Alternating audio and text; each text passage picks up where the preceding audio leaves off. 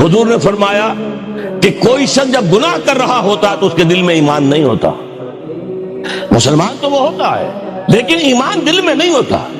لا یزنی الزانی حین یزنی وہو مومن، کوئی زانی حالت ایمان میں زنا نہیں کر سکتا. ولا یسرق السارق حین یسرق وہو مومن، کوئی چور حالت ایمان میں چوری نہیں کر سکتا. ولا یشرب الخمر حین یشرب وہو مومن، کوئی شرابی حالت ایمان میں شراب نہیں پیتا. ایمان بھی ہو اور پھر بھی گناہ ہو جائے، پھر ایمان کی کیا قدر و قیمت ہے؟ ایمان نہیں ہوتا اس وقت تبھی وہ گناہ کرتا ہے.